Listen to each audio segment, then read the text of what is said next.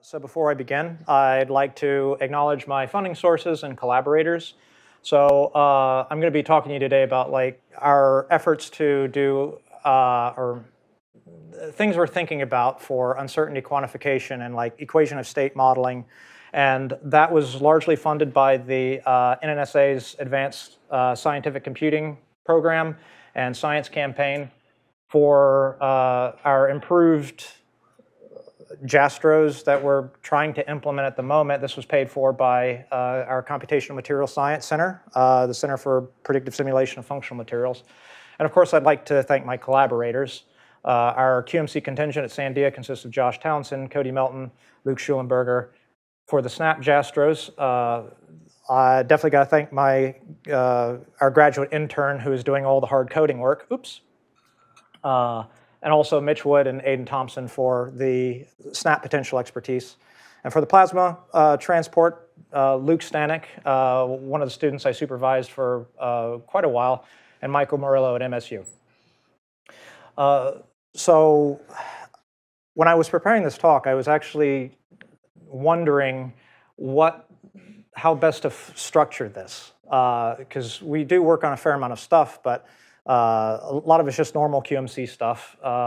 So I've decided to focus on sort of preliminary work, stuff that we're interested in, hopefully applying machine learning to. And so, you will be seeing a lot of stuff that doesn't have figures, publications, hopefully to inspire some conversations. But if anyone wants to talk about some of the other stuff, at Sandia, we're primarily interested in implementing spin-orbit coupling in like a diffusion Monte Carlo sort of context. And so, for those interested, Cody Melton has a publication down here.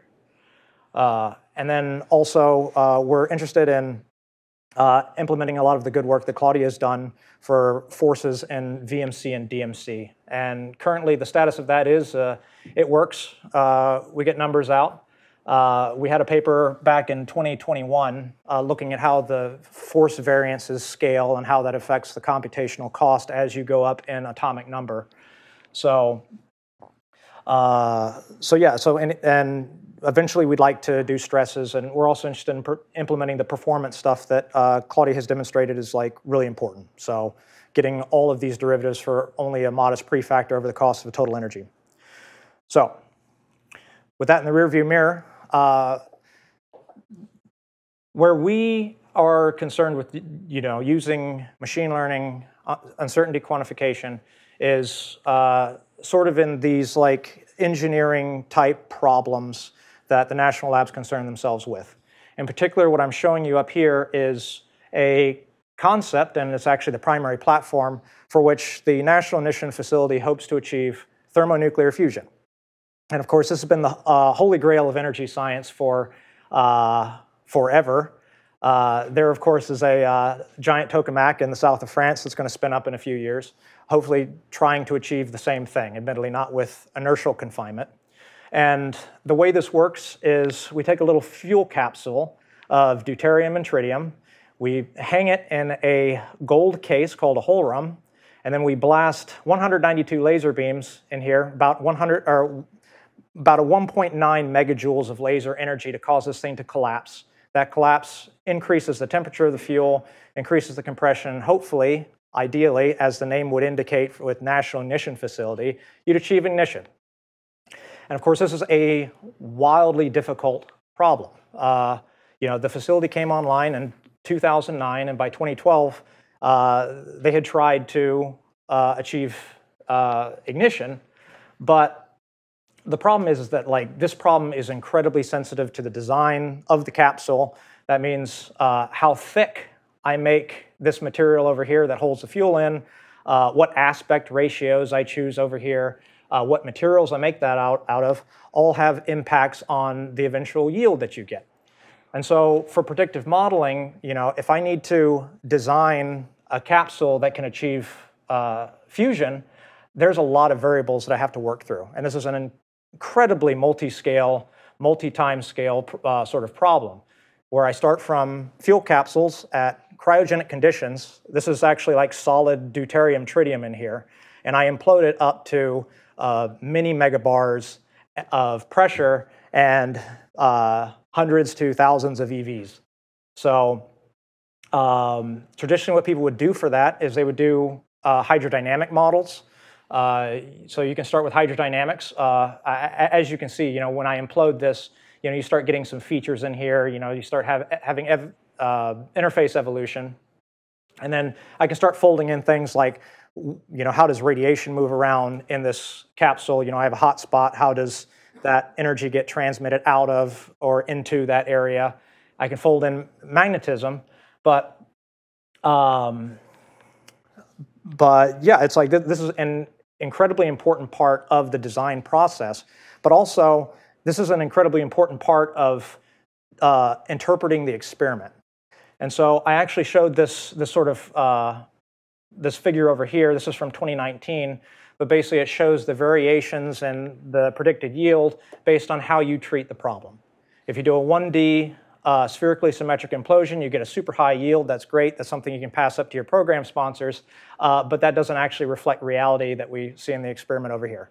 And the idea is that as you start adding in physics and start tweaking the models, these sort of predictions for the yield start dropping more in line with the experiment. And of course, the problem here is that we are looking at an integrated quantity, namely the yield. And in order to establish whether or not I should have included, let's say, mix and preheat in this way as opposed to something else like the 3D asymmetries, there's an opportunity for cancellation of errors here. Is that at some point this is not really a predictive model anymore. We just sort of like start playing with the knobs until it matches experiment, then we say what we're doing, and then as soon as we get outside of the sort of the tuning region, then we start having problems. And this is, of course, especially timely because, as I said, this figure was done in 2019, trying to understand, what the problems with achieving fusion were, is that at the end of 2021, they actually managed to get 1.3 megajoule yield out of this platform. And they had pretty conclusive proof that there was actually ignition involved. That means thermonuclear burn in a laboratory. It was a one-off shot. They don't know why it happened. And then when they tried to go back and reproduce the results, they couldn't do it. So, and basically it all comes down to, do we understand the physics? And if we do a better job at something, if I do a better job over here, what happens to my end result, And I think the point I was trying to make with this slide is there are compensating errors in all of these simulations, and that if we have a predictive model, we want to get rid of these knobs. So what I am personally interested in, being a QMC DFT person, is looking at the transport properties and the equations of state. So for those, just to clear up the jargon, the equation of state, I'm defining that as energy and pressure as a function of density and temperature. Alternatively, you can do the Helmholtz free energy. So that's sort of the target quantity we're going after. Transport coefficients, we're talking about the electrical and thermal conductivities, ion transport coefficients. This means, for a given species, what's the diffusion constant at these conditions? What are the interdiffusion coefficients? Everything you need to feed into this complicated model over here. And then I'm not really going to talk about this in this talk, but when you start getting super hot, you do need to worry about how radiation moves through the sample and how radiation gets transported. So these guys and these guys can be computed with quantum Monte Carlo, density functional theory, atomistic simulations.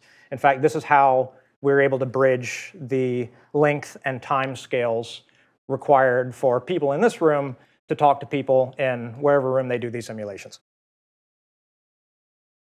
As I said, this is a very challenging problem. It's a crazy large region in thermodynamic space.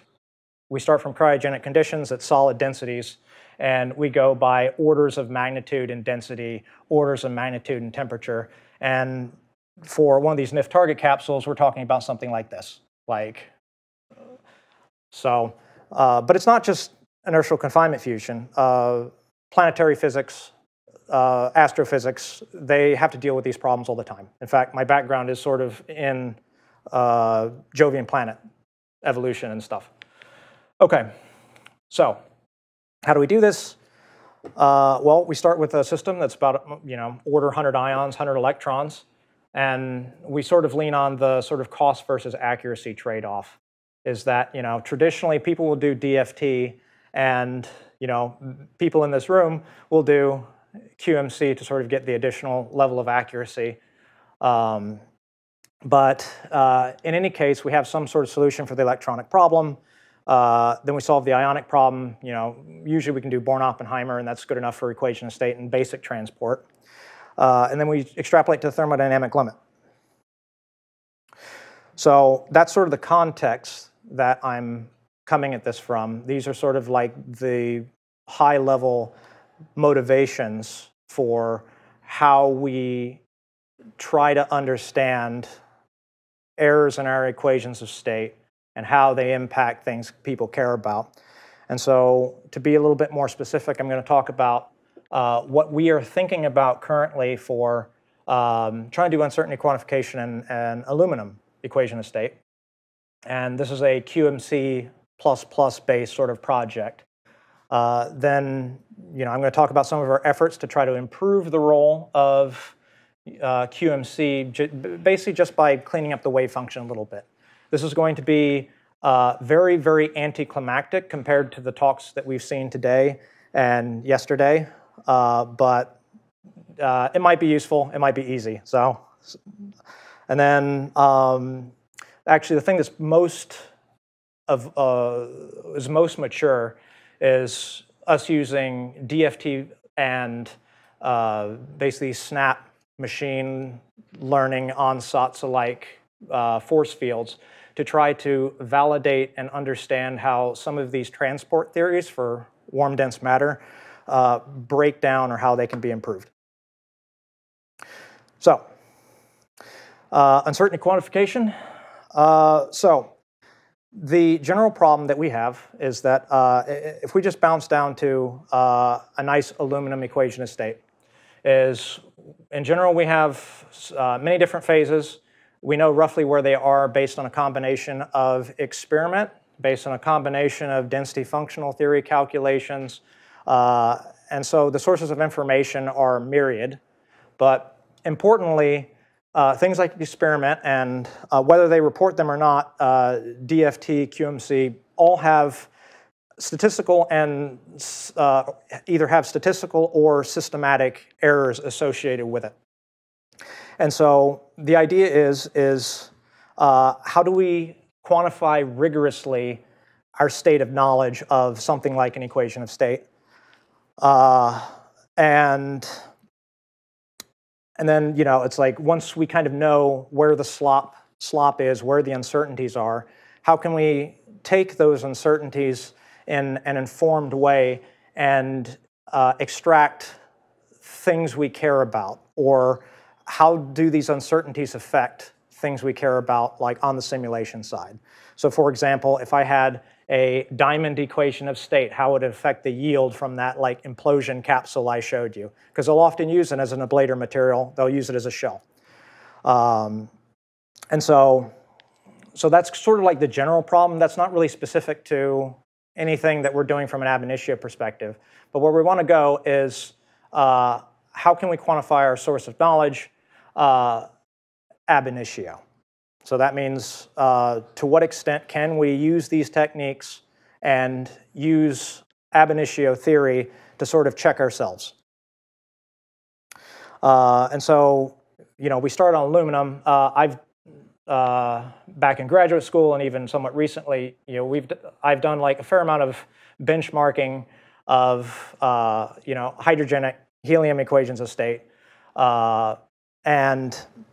and so it's like, we've kind of done this in like a little bit of a manual sort of way, but there's a lot of interest in trying to apply this to a material that has engineering applications. So aluminum is super, super useful in industry, clearly. It's moreover, very well characterized experimentally, at least in large parts of the phase diagram. Once you start getting up near melt or up here, things start getting a little loopy. Actually, I think that the critical point of aluminum is not especially well known. But then the other thing is it's sort of in the spirit of trying to engineer for materials in extreme conditions. What a lot of platforms will use, this is laser and magnetic base high pressure platforms, is they'll literally sling a little projectile of aluminum into a sample, and that's how you generate the high pressure conditions. So understanding the properties of this is actually crazy important if you really want to push the capabilities of these high pressure platforms. And lastly, just because there's so much data and characterization of this equation of state, it really lends itself to sort of like to Bayesian methods. So, as I said before, uncertainty quantification for equation of state stuff has traditionally been done by hand in the past. Is that if I take something like, let's say, interior structure of Saturn or Jupiter, and I ask what's the most important part of the phase diagram for getting the strength of the magnetic field right, well, you can kind of look this up on your phase diagram or plot an isentrope of Jupiter and figure out what the pressure temperature is and then see how much slop is in that particular phase transition. For more complicated things, it's not as obvious what part of the phase diagram is responsible for the variations you're seeing. And so some of our colleagues at Sandia have tried to construct a multi-phase equation of state for aluminum that tries to fold in a lot of the uncertainties coming from experiment, from theory. And basically what they do is they'll grid up this equation of state, and they'll, of course, like bootstrap, resample the data coming from the experiment from the different theoretical sources, and then they'll do a principal component analysis on these grid points to find the modes that are most responsible for the variations in the equation of state. And then from that, once you know where most of the uncertainties are coming from, you can kind of sample these modes, generate equations of state to feed into, let's say, one of your hydrodynamic codes, and look at what the variations are like. And so what I want you to imagine is what I'm showing you down here in this corner is I take a wire of aluminum, I submerge it in water, I hook up two ends of the wire to essentially a large current source, and I just crank as much power as I can into it before the wire vaporizes. And so, they like doing that because it's sensitive to the aluminum equation of state, and it's a pretty simple experiment to do. But what I'm showing you here is like the current that you would measure from this experiment as a function of in the presence of the uncertainty coming from the aluminum equation of state table. And so, we would have our maximum likelihood estimator somewhere in here, but, using only like I think there were 8 to 10 principal components in that table that accounted for most of the variation. And so, they were able to have some notion of uncertainty quantification for an integrated quantity like this. So this is sort of the framework that I'm thinking about for plugging QMC DFT uncertainties into. And so from an ab initio perspective, what's been done, there's been some pretty cool stuff, but what I've seen in the equation of state land has still been, it basically amounts to running different functionals. As that what I'm showing you here is a series of predictions for the liquid-liquid phase transition and high-pressure hydrogen. And what they'll do is essentially run what does PBE say this transition is, what does van der Waals DF2 say, and then this is kind of encapsulating some notion of the sensitivity of the thing we care about to the underlying DFT approximations. And so just as an aside, I think that with improved computing power, this should just be done as a matter of course.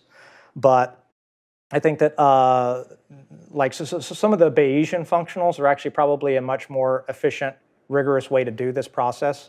I think that this might be a little bit unfair to the DFT because I can pick a bad functional that will, I could probably put the transition up here over here, but that probably doesn't represent the most likely DFT estimate, let's say.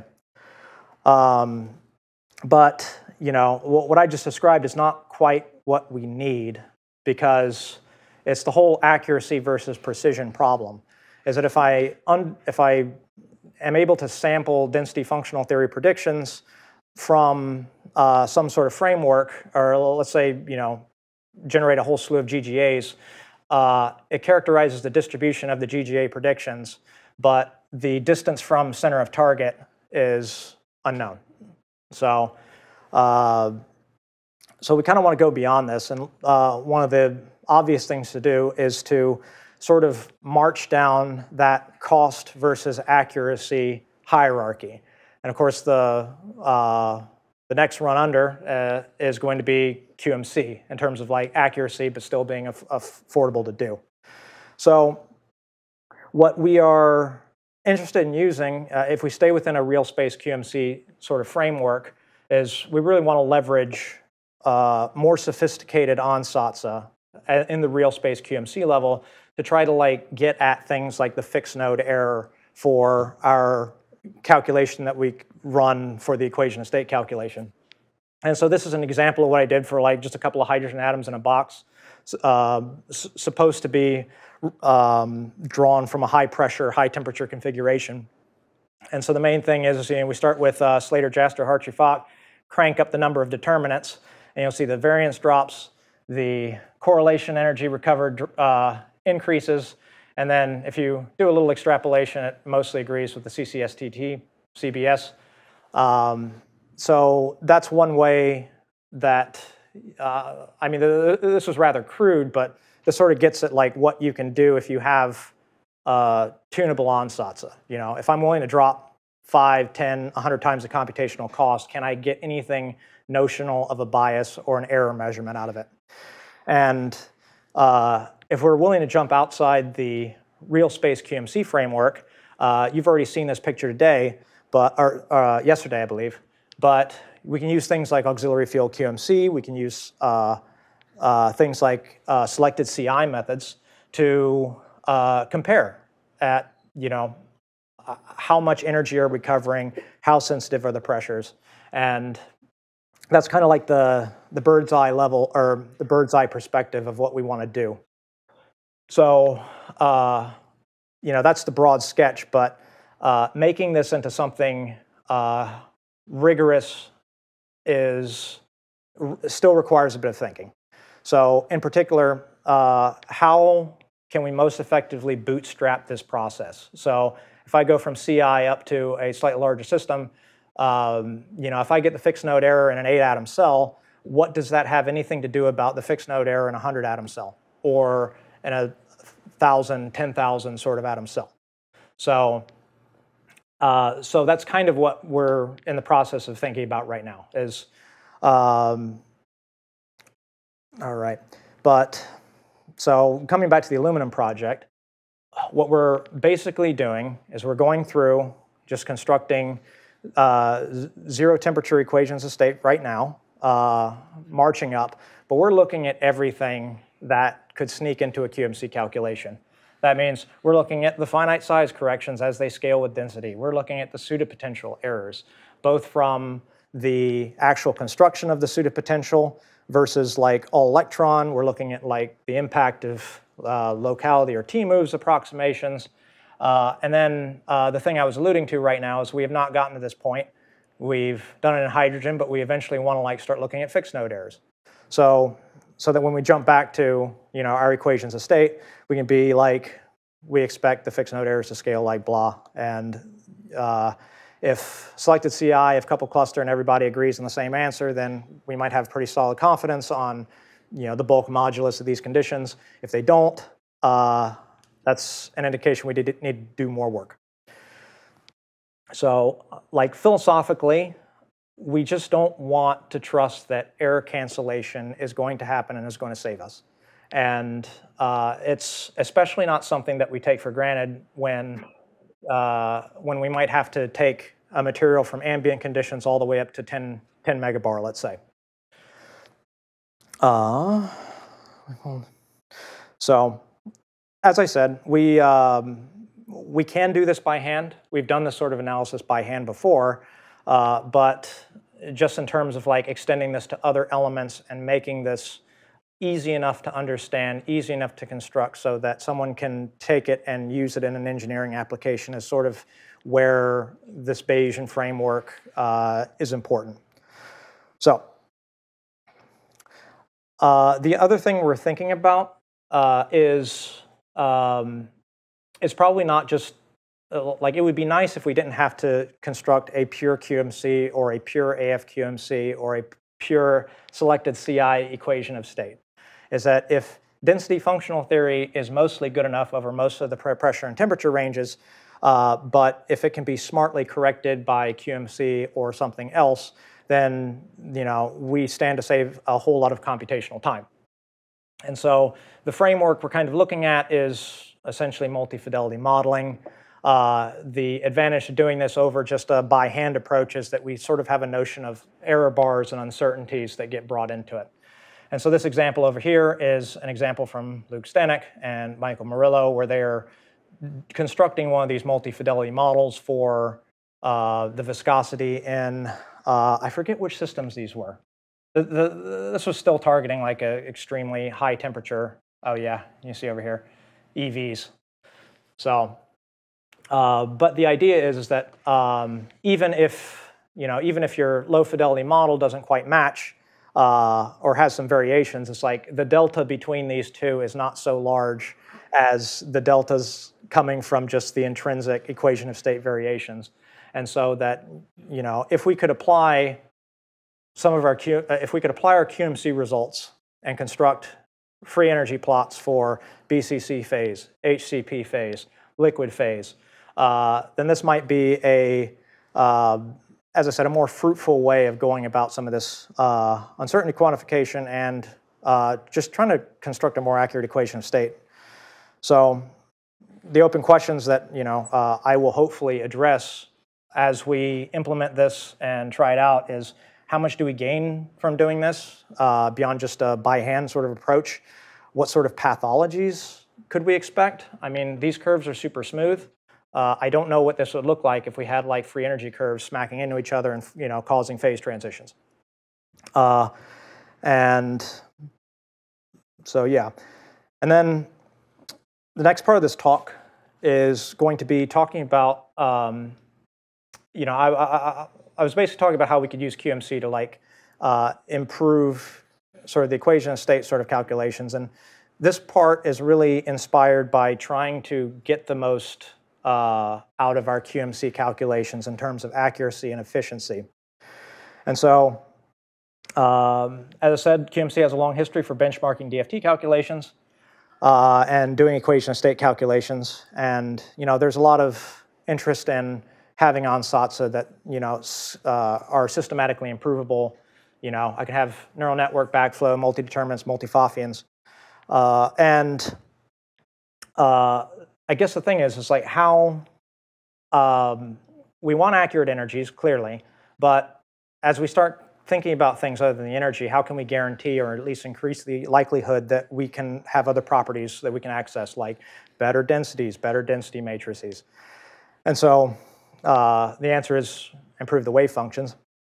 And as we saw yesterday and today, there's plenty of Onsatsa both on the lattice and in the continuum for doing improved wave functions, deep neural nets, where they'll have basically neural network Jastros, backflow-like objects, multi-determinant expansions. They'll combine all of these, and the results are they're amazing. It's like the most accurate some of the most accurate real space calculations in real systems to date.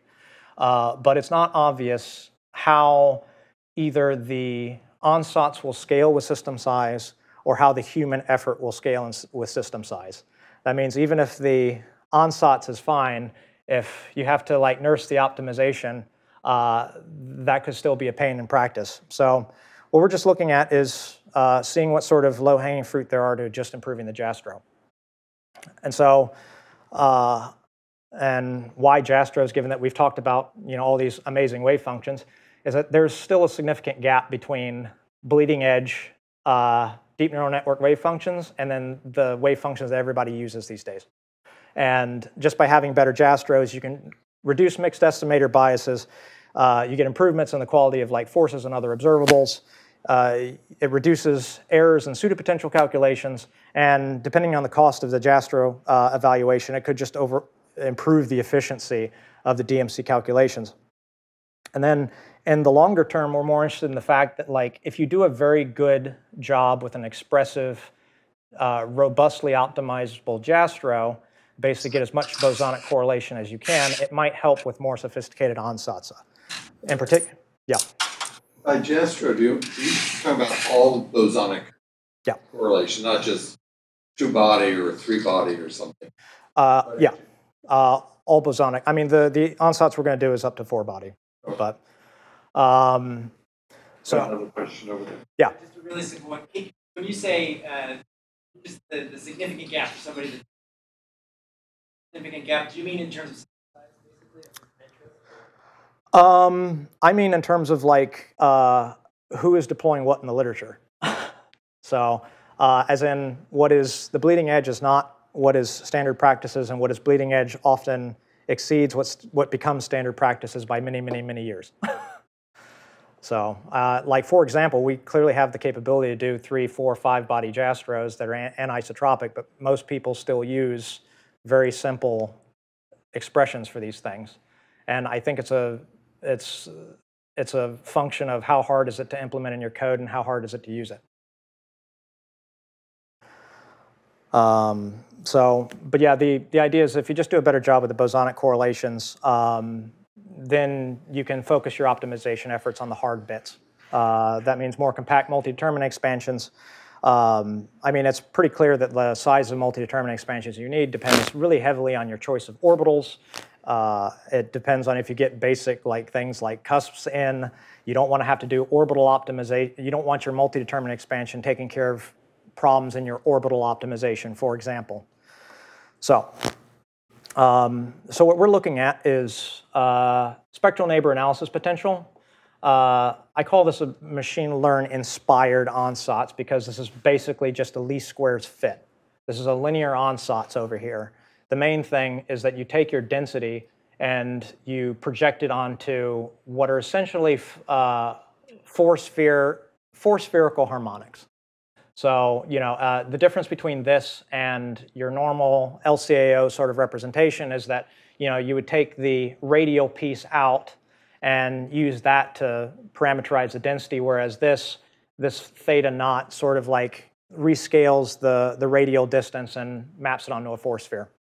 And so it's a little bit funky, but provided you can do this projection and get these sort of components, then you can build up then you can evaluate the snap expression. It's nice and linear in these coefficients. It has a very straightforward generalization to so-called quadratic snap. And the important thing about this is that mainly it includes up to 4-body interactions.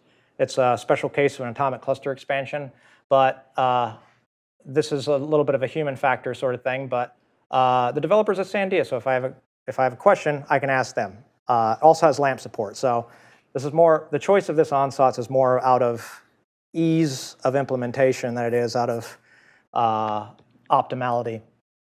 And so what I'm showing you here is just a test set error versus computational cost. And basically, snap's not the latest and greatest. The linear one's over here. The quadratic one actually starts getting competitive with like some of these neural network potentials. And it's significantly cheaper than GAP up until GAP really, well, it's cheaper than GAP everywhere, but it is, but you know, it's like you still get a fair competitive amount of performance out of it. This graph is for a classic problem? Yes, yeah. And so this is to compute the energies and forces? Yep, yep. So, you know, it's not bad, and actually I think Droughts has atomic cluster expansion data down here. But anyways, it's like it's not bad. It's something that is easy enough to try. And when it comes to performance, there have been, equation of state tables and various applications using SNAP that they've done tantalum, tungsten, they've done like surface science sort of calculations. So this stuff has kind of been validated. And this is actually something that came out relatively recently where with one SNAP potential, they were able to reproduce a lot of these phase boundaries in carbon over what's essentially 4 megabars of pressure up to about 15,000 Kelvin. And so, you can see this matches very well. Here's the principal Hugonio. It matches very well. And QMD is? QMD is DFT molecular dynamics. I think they were using PBE for this. It's like whatever the standard is. So, so the main thing I'm stressing is that this is a pretty expressive Onsatsa. It only goes up to 4 body, but this is a rather complicated sort of system. And so, frankly, where things are right now is we have an initial implementation for the energies and gradients. We kind of need the Laplacians, but once we have that, we have analytic derivatives to do all the wave function optimizations and then hit the races. And so to determine whether or not this is something that is worth pursuing is we're looking at what is the overall performance of this Onsatsa as we increase the number, as we increase the size of the expansion. Do we see corresponding decreases in the variance in the energy and in various mixed estimator biases? So, and then, we're also interested in just how robust is this optimization? Is it, something where we can incorporate it into our workflow automatically, or do we have to become a machine learning group to use it routinely? And so if this works out, I'm not especially married to SNAP. I'd like to follow the example of lamps where we just set up an interface in QMC pack to leverage whatever the neural net of du jour is, and hopefully give the users a chance to experiment and play with these. And then, once this is sort of stood up, we do want to try improving multi-determinant expansions with this, getting back to the first part of the talk. And, I alluded at the beginning of this talk that, we've implemented a spin orbit dynamical spin projector Monte Carlo method. And it would be cool to just take some of these sorts of insights and see, and to construct spin-aware Jastros, and in particular, Jastros that have a full dynamical spin variable in them, just to improve efficiency like we do. So the last, and actually the most mature part of this talk is basically talking about how we trained these SNAP potentials to try to get insights into where plasma transport models were breaking down. Yeah. Can I ask you a question about that last? Don't you know that if you had a perfect bosonic correlation, you would just end up with the diffusion Monte Carlo answer? Mm-hmm. So in a way, the answer to that. Presumably, so what you really want to do is to compare how much more expensive the SNAP potential is with just running diffusion Monte Carlo, because that's all you're going to get at best. Yes. Yeah. And the same with a mixed estimator bias. Mm-hmm. At best, you're going to do diffusion Monte Carlo. Yes. Yeah. Okay. But no, I agree with that.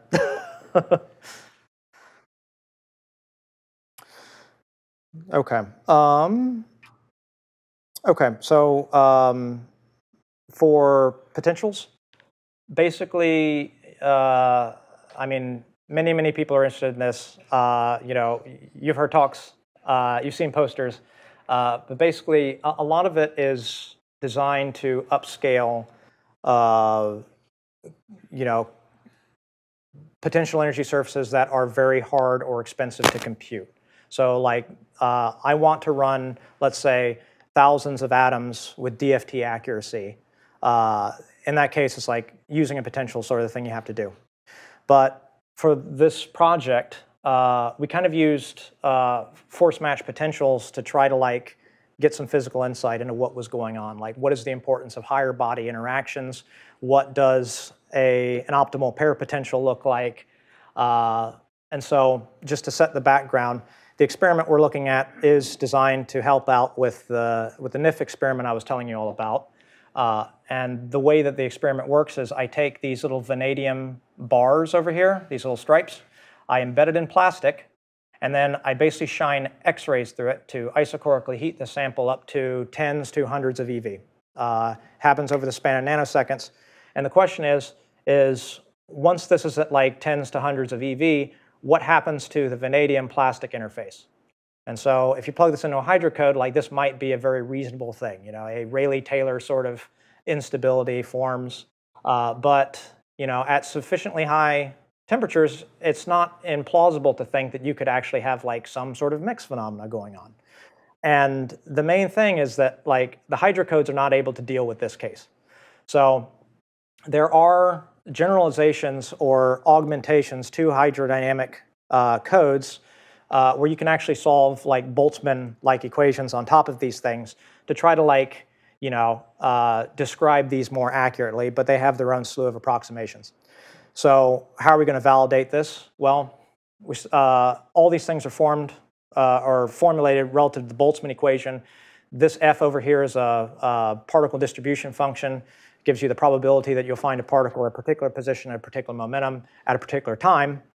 And the evolution of these distribution functions beyond normal flux conservation and advection and stuff comes up because of this collision operator. And this is a particular assumption over here. It assumes binary collisions, but you basically have, you know, available or you start off with an initial set of distributions. You have a final set of distributions, kind of like it gets scattered into it, and you have this cross section over here. And this is where the physics is. Like this is where the potential Onsatsa comes in. And so there are two major approximations we're interested in. One is is it even reasonable to model carbon at 5 eV as binary collisions? And then even if this is okay, is that interaction in any way reasonable? And so this guy can actually be checked just by comparing against direct molecular dynamics simulations. You can compute the diffusion constant between Boltzmann equation and molecular dynamics with the same pair potential, and if it comes out fine, you know, that's good enough. I think for these studies we found that this wasn't too bad, but the interaction is really, really rough compared to what the high energy density community uses.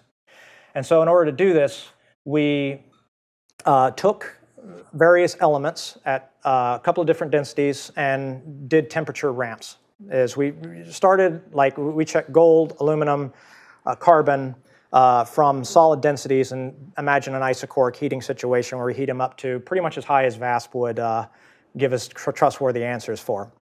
And then our training set basically consists of atomic configurations and atomic forces for these. And then just to validate, we did have converged GFRs, SFKs, velocity autocorrelation functions, power spectra, microfield distributions from the DFT from which we could compare the various forms of MD. And then basically we have a pair of potential Onsatsa over here. We optimize according to here. And in order to sort of like gauge how well these force fields were doing over pressure, you know, we started with a mean absolute error. But because average forces experienced do depend on how massive your element is, it depends on the temperature, it depends on the density, we normalize by a mean absolute force, which, you know, as you increase the temperature, this thing, of course, increases. And the important thing is are the energy errors scaling, or sorry, are the force errors scaling with the total forces, or are they decoupled? Like, you know, because you know, 1 eV per angstrom force means a different thing at 300 Kelvin as it does at 100 eV. So that's why we did that measure. And so the two major Onsatsa that we looked at, this guy actually gets used shockingly often in high energy density systems. And of course, at sufficiently high temperatures, this is fine. But there are many analytical models determining your z-bars and your lambdas over here. This is a screening length. This is the next best thing for a lot of these high energy conditions where basically what you do is you take an atom, put it in a plasma at a certain temperature, and you solve the atom problem. Okay. And then basically to check whether or not the pair potential Onsatsa was reasonable in these things, we just considered what's the best pair potential we could construct based on the DFT data, and then we trained a snap potential to look for higher than pair potential interactions. And basically what you see here is that this is the relative error. This is not percent, so multiply this times 100. But basically carbon, not surprising, pair potentials are terrible for these. You can really improve by doing a better choice of pair potential, but just including a snap potential shows you how much you gain just by including 3 and 4 body interactions. And then interestingly though, a pair potential, if your threshold is only 10%, 10% error, actually gets to be pretty okay, about 5 EV. And then, you know, aluminum's great everywhere. Thomas Fermi's not a good one, but, you know, an average atom model actually does a shockingly good job here. But then, you know, we expect materials to sort of be somewhere between these sort of extremes, where it's like, you know, the average atom's not doing great, but there is a pair potential that would do a good job at it, but, you know, but there are still some neglect of higher order effects or higher order interactions. And so basically we can go through and look at various properties. The punchline here is that you can get the right answer for the wrong reason, is that you know, sometimes this neutral pseudoatom laid right on top of the cone sham DFT, and that's not right. It does it at the expense of local structure. So dynamical properties, and of course you can play these games. It's like if you're doing a very good job with the force description here, you'll usually get the right properties across the board, right local structures, right dynamics. If you're off, it's very easy to tune it so that you do get the right answer for a given property. So yeah, so that was pretty cool. We did manage to find some shortcomings and like just some very simple ways to improve upon that pair potential, like bring it down from like 100 EV to let's say 10 EV or 5 EV, depending on the system. But we'd really like to apply this to use QMC to do the same sort of drill with DFT, AFQMC to QMC. And basically like try to look at what the theory is missing, is that there's something systematic about it rather than just replacing it. So yeah, so this is my conclusion slide. So we are very interested in using these techniques to either automate our workflow or make it more precise and give us the most bang for our buck computationally and in terms of human time. So let me see here. So yeah, I mean, like if anybody wants to discuss, you know, you kind of know my background, you kind of know the problems we're interested in.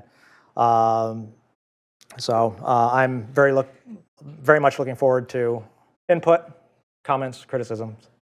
So thank you for your time.